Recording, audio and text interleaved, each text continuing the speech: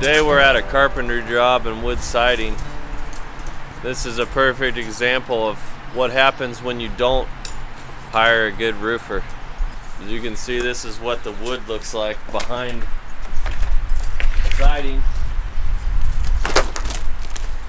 That used to be plywood. It still is plywood, I guess, but that's 3/8 plywood, the subsiding, and here's your tongue and groove siding, and there's your insulation. So what we've got to do is tear all this off and find out, you know, the water problem started way up here, up on the ladder.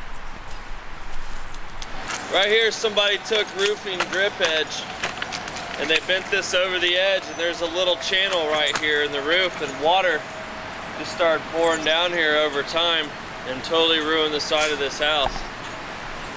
So we're gonna have to fix the roof and put all new plywood on and reinstall the siding. And right below us is a roll of tie-back, which is a wrap, a house wrap, that we're gonna put on as a moisture barrier. And in case water does get inside there, again, it'll run down the tie-back instead of on the plywood.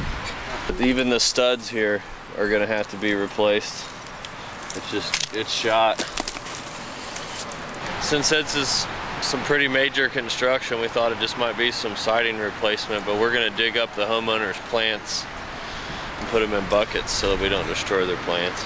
As you can see, the roof right at the top of that ladder, I'm gonna have to take up about 3 rows of shingles, and I'm gonna have to put in some flat roofing material called modified, because that's just like a little gully right there, and that's what's causing all that water to back over there and ruin that siding. What we've had to do is, regular lumber stores don't carry 18-foot 2x6s, so we had to go to Carter Lumber to get them. But a board is measured, you say 2, because that's the thickness, by the width, and then by the length, so it's 2 by 6 by 18 long. That's how you speak about lumber whenever you hear that. So we're using 2 by 8 by 18s because from the ground to the roof line is 18 feet. You have to have one solid board from the top to the bottom. You can't put 2 different pieces of lumber. You have to have one solid stud vertically all the way up. Now we're gonna go learn about some roofing today. Show how to properly roof this so that it never happens again. Underneath of us, down this siding, is where the damage occurred, but it starts up here. And what a lot of people do is they put tar on things and they think tar is the solution. That's tar. Just old black tar. They think that's gonna solve water from getting in. And it might temporarily, but an old timer told me, he said, son, tar does not belong on a roof. So what we're gonna have to do is, someone's taken drip edge that really doesn't belong here either. I don't know what that is, some kind of rubber ice guard or something, and they've ran this up somewhere in here.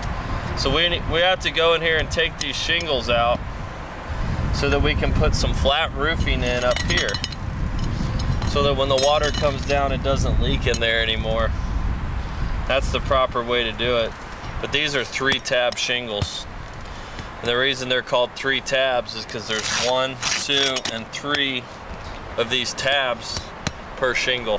When you do a roof repair, to remove this shingle, or this shingle, you have to take the nails out of this shingle first and work your way down, because the nails that go here also hold this shingle in. So we start off and we break the seals, which these are already pretty well broken. Like that one, it's sealed, so you have to very carefully go in and scrape up the seal of that shingle without tearing it. On a shingle, what actually seals these down is, this is a tar strip through here, and when the heat activates, it seals this tab down to this tab like that. And you can tell that there's been a problem all along here because these nail heads are rusted. They should never be rusted. That means water's been getting to these all along. Now what I've done here is I've found a break in the shingle where the shingle butts together. 1, 2, 3 tabs. 1, 2, so there's 2 shingles that butt together right there. And I'm gonna start, and I'm gonna take the nail out. I pry underneath the nail, pull back up, and I pop the nail loose. Save the nails. This is not ideal. You never really want to break the seals on shingles, but there's no choice in this repair because there's no other way to get the shingles off. That's just what you have to do. Just stick your bar up underneath there. It'll hold it in place for you. So we'll continue down the way with taking these shingles apart to get rid of the gully that's the leak problem right here. When a shingle starts to get really defective, you'll see a line like this, a creased line. That's where the tar strip is, and over time it's just blown up or been defective. And when you try to break them apart, you get rips and tears in them like that. At that point, you got to go up higher and take another shingle out, which is really annoying, but it has to be done. And I usually go through and I mark them. I'll just tear that off so that I know that that's a bad shingle. Again, rusted nail, you do not want that. Improper installation. If it was any warmer or any hotter than it is right now, we wouldn't even be able to do this repair right now because they would be so pliable and stuck together you couldn't even work up here. You have to do a repair like this in the morning or in the late evening. A regular razor knife is straight. In roofing, it's a lot easier to use a hook blade. It has a hook on it and the razor's inside the hook. And the reason you do that is because you hook it and you can just cut a very straight line after you get some practice. And you cut a shingle just like that. And of course you have to be very careful not to cut what's underneath. You just, once you can cut straight with one, kind of angle it just slightly sideways. Roofing's something that is the main, it's the main problem behind a lot of building damage. Because if you don't have this to keep the water out, that's where all the problems start. A roof is extremely important. Whenever you're doing a job like this, you see all this debris down here. You've got to get this out of your way. Because if not, you can slide on it and you get seriously hurt.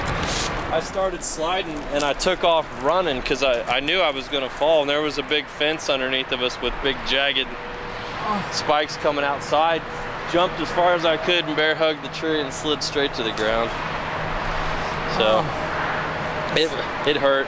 What we're gonna do now is cut this lip off of here that somebody built on here. It's fiberglass, but we're gonna have to cut it off and get rid of as much as possible. And we're gonna put a gutter on the outside. So we're taking the Sawzall and eliminating it.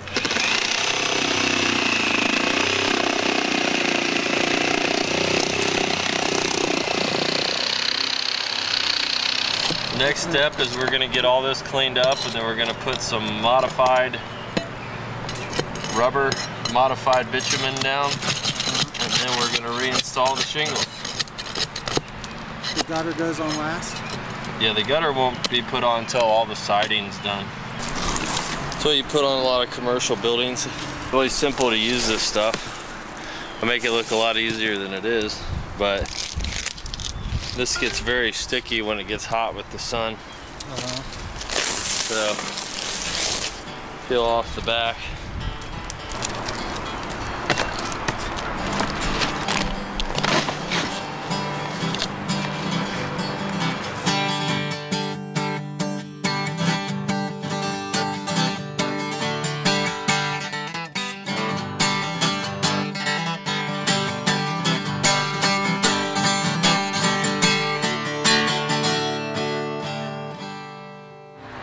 Well, we're done for the day fixing other people's messes.